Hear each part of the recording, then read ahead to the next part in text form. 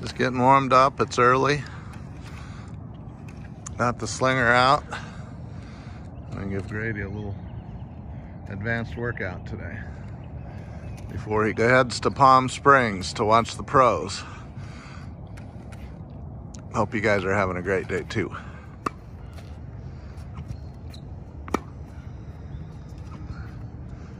Okay, we're working on taking the ball on the rise. You can see we're using the slinger.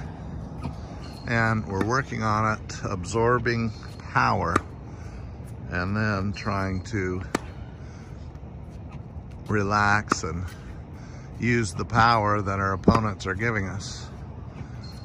So the most important part is getting the shoulders turned, getting your body in position. And then it's really just all hand-eye coordination. But when it's this deep and this hard, this is, you know, great players you're playing against. All right, we're doing some underspin cross court now. The advantage is that Grady has excellent underspin, as we worked on this from day one and did it hard for 3 years and continue to do it. So see where he's standing. What he's been doing lately is moving back instead of guarding his territory. And all of a sudden, the very top players then keep pushing him back and keep pushing him back. So we're just gonna practice. And it's awfully nice to have brand new balls and a new slinger too. It just helps with the practice routine. All right, now we're doing top spin backhand. And because this machine puts so much spin on the ball, it actually hits it like, and see how his timing is really difficult because it hits it hard, and I mean it has a ton of spin on it. So you can train professional players with this machine. It has a lot more spin, which I really like. Okay, you're gonna see in this video, you're moving your head. Main objective is to hit there you go, clean as possible.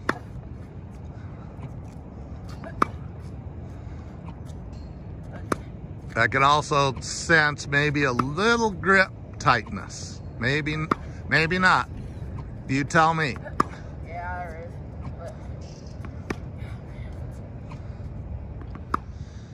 is. Okay, last drill we're gonna do before we have to pick up balls is inside in forehand and then backhand cross court.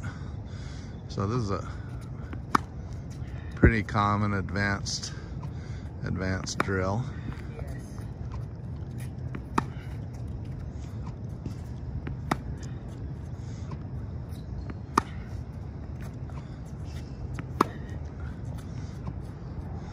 Inside in.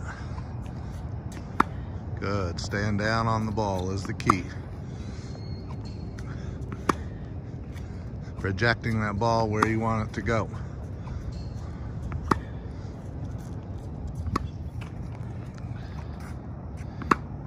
A little closer shot of Grady here. By the way, he won a 16 and under tournament yesterday in Chandler, I believe. So congratulations. That's always fun when you're 14 to move up an age group and win the singles tournament. But you can see, gotten a lot bigger, a lot stronger.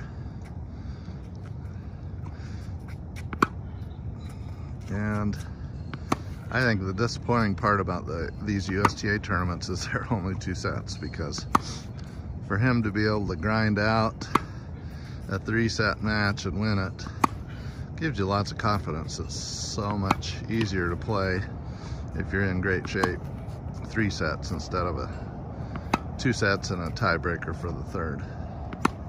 All right, now a little underspin on both sides, which is really important because there are some players excuse me, who don't like underspin. It's a different pace, it's a different, you know, you watch some of the very top players in the top 100 and they're so consistent from the baseline, they're so solid, but all of a sudden they get some underspin from the top players, Roger and Rafa, and jerking them around the court, and they can't compete. So underspin is just as important as topspin is, from the baseline and anywhere in the court.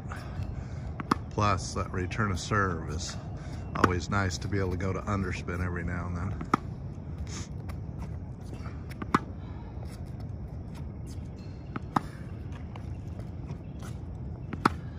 All right, this is a shot that I've got down as the #1 shot to work on with Grady, because it helps you with topspin. With this reverse follow through, I believe if you get comfortable with it, like Rafa, this is all he uses. You know, a reverse every now and then. He goes flatter when he wants to hit a flatter ball, but it's instant topspin.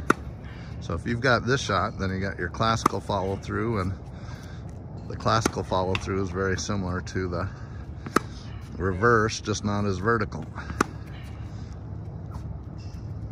And he's good with this shot, and he just doesn't use it enough.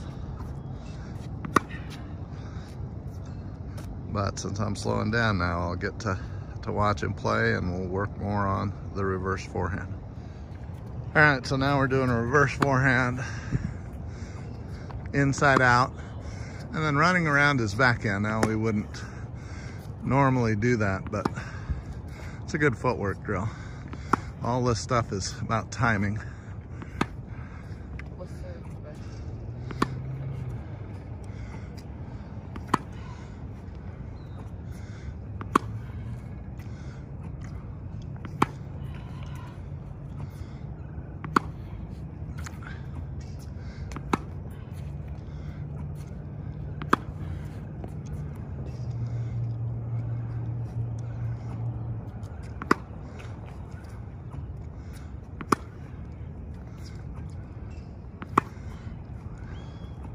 Okay, now let's do a classical follow through. So a little lower on your forehand follow through. Not as vertical, not a reverse.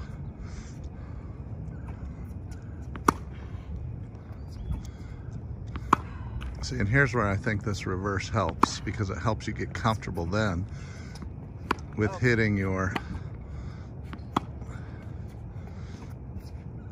a little flatter shot, but still having topspin on it. That's actually a hard shot to hit. But once you've hit the reverse, you know and feel how to put the spin on it.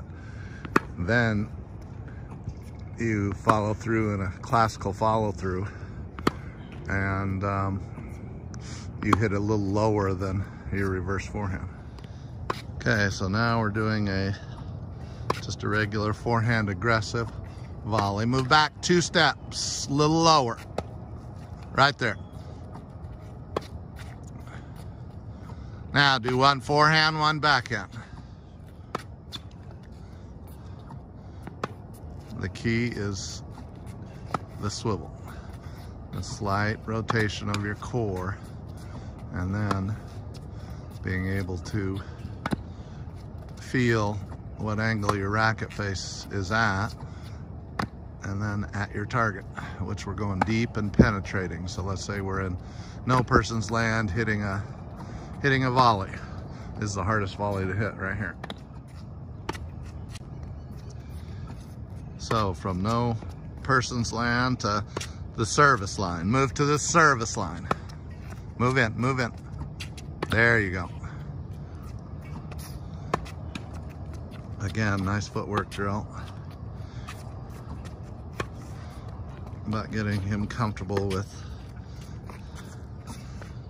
hitting farther back is important, because that first volley against a good player is very telling. If you can't do much with your first volley, you're going to move up and what? They pass you, or they lob right over the top of you.